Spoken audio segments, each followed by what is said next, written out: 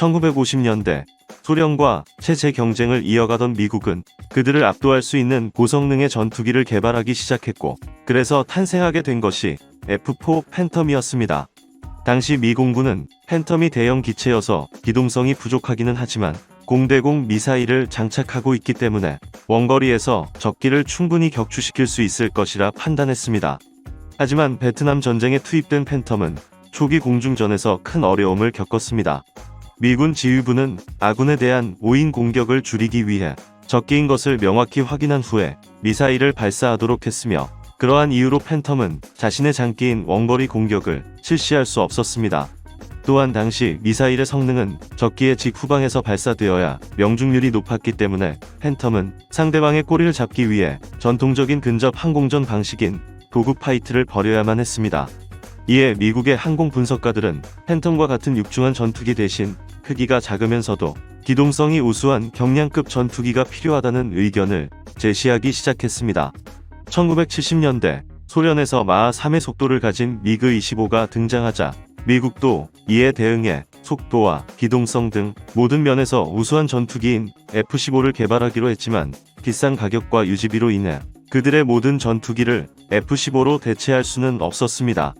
따라서 미 공군은 특별히 연구단을 조직해 F-15를 보조할 수 있는 경량급 전투기를 구상하게 되었으며, 여기에서 제출한 제안 요청서는 마하 1.6 정도의 속도, 고도 3만 피트에서의 우수한 기동성, 300만 달러 정도의 낮은 기체 가격이었습니다. 이러한 제안 요청서에 미국의 항공기 제작 회사인 제너럴 다이내믹스, 노스롭, 보잉, 록히드, 보트 이렇게 5개 회사가 경쟁에 참여하게 되는데, 미 공군이 최종 후보로 선정한 기체는 제너럴 다이내믹스의 YF-16과 노스롭의 YF-17이었습니다. 단발 엔진 항공기였던 YF-16은 시험 과정에서 큰 어려움을 겪기도 했습니다. 1974년 캘리포니아의 에드워드 공군 기지에서 실시된 고속 지상활주 시험에서 YF-16은 격렬한 진동을 일으키며 날개가 지면에 닿는 위기에 직면하게 된 것입니다.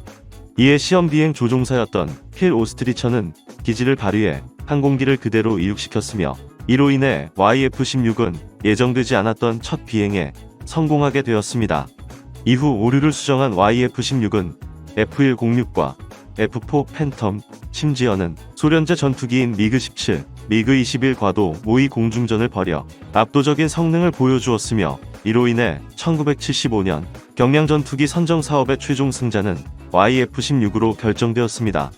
미 공군이 YF-16을 선정한 이유는 경쟁기체인 YF-17보다 전반적으로 성능이 우수하기도 했지만, 무엇보다 F-15에서 사용하는 F-100 엔진이 장착되기 때문에 운용 비용을 절약할 수 있다는 논리가 있었습니다. 1979년 미 공군에 인도되기 시작한 F-16은 여러 부분에서 기존 항공기에는 없었던 최첨단의 새로운 기술이 적용되었습니다. 먼저 독특한 기체 형상입니다. F-16은 동체와 주날개가 이어지는 블렌디드 윙바디 형상을 채택하고 있는데, 이것은 후트윅과 델타익의 장점을 동시에 구현한 것으로 공기 저항을 감소시키고 양력을 증가시켜 고화등각에서도 안정적인 비행이 가능하고, 이로 인해 우수한 선회 능력을 선보일 수 있습니다. 동체는 알루미늄과 강철, 복합 소재로 견고하게 제작되어 최초 미 공군의 요구 조건인 구조 수명 4000시간, 7.3G의 기동 조건을 초과해 구조 수명 8000시간, 9G의 기동이 가능하게 되었습니다. F-16의 캐노피는 프레임이 없는 단일 형상 방식인데, 이로 인해 조종사는 360도 시계 확보가 가능하게 되었으며, 강성이 우수한 폴리카보네이트 소재로 제작되어 조류가 충돌해도 깨지지 않는 특성이 있습니다. 또한 적의 탐지 전파가 조종석 안으로 들어오는 것을 막기 위해 특수한 금속 코팅 처리를 했는데, 그러한 이유로 F-16의 캐노피는 황금색을 띠고 있습니다. F-16의 조종석 내부도 기존 전투기와는 다른 신개념의 설계가 적용되었는데, 그 중에서도 특이한 점은 30도 각도의 등받이입니다. 이전의 조종석 등받이는 일반적으로 15도 각도로 눕혀 있었는데, 연구 결과 30도 각도로 눕혀야 고기동 시에도 조종사의 혈액순환을 용이하게 해 블랙아웃 현상에 빠지는 것을 방지할 수 있었습니다. 또한 조종 스틱을 가운데에서 오른쪽으로 이동시켰으며, 약간의 힘만 주어도 기체를 조작할 수 있게 해 급기동 시에도 조종성을 유지하도록 했습니다. 무엇보다 F-16의 가장 큰 특징은 플라이 바이 와이어 비행 제어 시스템을 적용했다는 것입니다.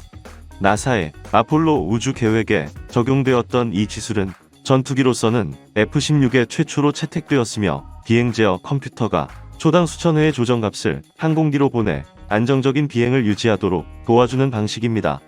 이렇게 F-16은 유압식 조종 시스템을 제거했기 때문에 무게가 가벼워져 기동성을 더욱 향상시킬 수 있었으며 대신 전자 제어 컴퓨터에 사중 백업 시스템을 적용해 안정성을 높였습니다.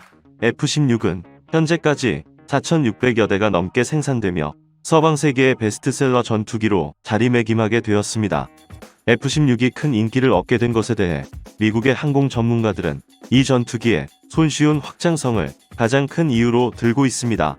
개발 초기 F-16은 단순한 공대공 제공 임무를 수행하는 데 그쳤지만 이후 지속적인 업그레이드를 통해 이제는 공대공과 공대지 임무를 포함해 야간 작전과 정찰 임무 등 그 영역을 계속 확장해 나가고 있습니다. F-16을 설명하는 데 있어서 빠지지 않는 스토리가 바로 엔진입니다. 초기형 F-16에는 프렛 앤 휘트니사의 F-100이 장착되었는데 23,800파운드의 힘을 내는 이 엔진은 F-15에도 사용되는 것이기 때문에 미 공군 입장에서는 운용비를 절감할 수 있는 이점이 있었습니다. 하지만 F-100 엔진은 터빈 개통 부품의 마모 현상이 나타나고 애프터버너 가동 시 공기가 역류하면서 전투기가 실속할 수 있다는 문제들이 드러나기 시작하자 F-16CD형부터는 제너럴 일렉트릭사에서 개발한 F-110 엔진도 함께 적용하기 시작했습니다. 하지만 기대했던 제너럴 일렉트릭의 F-110 엔진도 처음에는 만족할 만한 성능을 보여주지 못했는데 BW사의 엔진보다 출력이 더 부족한 현상이 나타났던 것입니다. 추가적인 연구 결과 F-16의 공기 흡입구가 작은 것이 원인으로 지적되었고 그러한 이유로 F-110 엔진을 장착하는 F-16은 공기 흡입구를 더 크게 확장하게 되었습니다. 이러한 이유로 제너럴 일렉트릭사의 엔진을 장착하는 F-16은 블록 30으로 명명되었고 프렛 앤 휘트니사의 엔진을 장착하는 F-16은 블록 32로 명명되었습니다. 이러한 명칭 부여 방식은 블록 40과 42, 50과 52 등 이후의 개량 버전에도 계속 이어졌습니다. 참고로 우리나라가 도입한 KF-16은 프렛 앤 휘트니사의 엔진을 장착했기 때문에 F-16CD형 블록 50이라고 할 수 있습니다. F-16은 미국을 포함해 전 세계 24개 국가에 판매되었으며 그 중에서 이스라엘은 F-16을 이용해 여러 전투에서 수많은 전과를 올릴 수 있었습니다. 이스라엘이 성공시킨 대표적인 작전은 이라크의 오시라크 원전 공습입니다. 1981년 이라크가 오시라크 지역에 원자로를 건설하며 핵무기 개발에 나서자 이를 자신들에 대한 위협으로 판단한 이스라엘은 F-16을 이용해 이 원전을 공격하기로 결정했습니다. 당시 F-16은 공중급유 없이 1600km를 한 번에 비행해야 했기 때문에 보조연료 탱크를 여러 대 달고 이륙했으며 적의 레이더를 피하기 위해 30m의 저공 비행을 실시했습니다. 결국 목표 20km 부근에 도착한 8대의 F-16은 팝업 기동을 실시했으며 마크 84 2000파운드 무유도 폭탄을 투하하고 현장을 이탈했습니다. 약 2분 동안의 이 짧은 공습으로 오시라크 원전은 완전히 파괴되었으며 F-16은 단 한 대의 피해 없이 이스라엘로 복귀할 수 있었습니다. F-16 최초의 공중전도 이스라엘군에 의해 실시되었습니다. 1982년 레바논 전쟁 당시 베카 계곡에서 시리아 공군과 이스라엘 공군의 대규모 공중전이 벌어졌습니다. 당시 이스라엘 공군은 F-15, F-16, F-4, 팬텀, 크피르 등 다양한 전투기들을 투입시켜 시리아군의 전투기 86대를 격추했는데 이 중 F-16은 34대를 격추하며 그 성능을 입증했습니다. F-16의 우수성을 확인한 이스라엘은 총 382대의 F-16을 도입해 미국 다음으로 최대의 운용 국가가 되었습니다.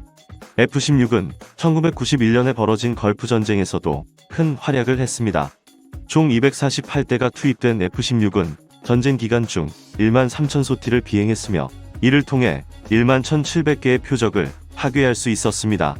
F-16이 가장 많이 수행했던 임무는 킬러 스카우트라 불리는 무장 정찰이었는데 F-16은 이 임무에서 88%의 가동률을 보여주며 높은 대비 태세를 자랑했습니다. 1992년 미 공군은 F-16을 이용해 공중전을 실시했습니다. 이라크군 소속의 미그 25 한대가 비행금지 구역을 넘어 남하하기 시작하자 편대장이었던 게리 노스 중령은 교전 허가를 요청했으며 이후 AIM-120 암람 미사일을 발사해 적기를 쉽게 격추했습니다. 터키는 총 250대의 F-16을 도입해 미국과 이스라엘 다음으로 F-16을 많이 운용하는 국가입니다. 1992년 그리스와 에게해에서 영토 분쟁을 하고 있던 터키는 그들과 공중전을 벌이기도 했는데 터키군의 F-16이 그리스군의 미라주 F-1을 격추시키기도 했고 3년 후에는 반대로 F-16이 격추되기도 했습니다.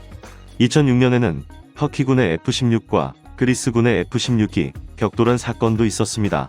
양국의 F-16은 서로를 위협하기 위해 도구 파이트를 실시했는데 그 과정에서 두 전투기가 충돌하게 되었으며 터키군 조종사는 탈출에 성공했지만 그리스군 조종사는 탈출하지 못하고 사망했습니다. 최초 생산된 이후 지금까지 계속적인 성능 개량을 실시한 F-16은 현재 블록 70에 해당하는 F-16V까지 등장했습니다. F-16V는 A사 레이더와 다양한 신형 전자 장비들을 장착해 성능을 대폭 향상시킨 기체로 기존 F-16을 도입한 국가들은 F-16V1호의 성능 개량을 원하고 있어 F-16은 2060년대 이후에도 계속 운용될 예정입니다. F-16 파이팅 펠콘 경량 전투기로 개발되었던 이 기체는 저렴한 가격과 낮은 운용 비용 그리고 다양한 임무 수행 능력으로 서방 국가의 여러 나라에 판매되었으며 지속적인 업그레이드를 실시해 최고의 전투 능력을 유지해오고 있습니다. 비록 F-35라는 후속 기체가 등장하긴 했지만 모든 국가가 F-35를 도입할 수는 없는 상황이기에 앞으로도 당분간 F-16의 인기는 계속될 것으로 전망됩니다. 이상으로 F-16 파이팅 펠콘이었습니다.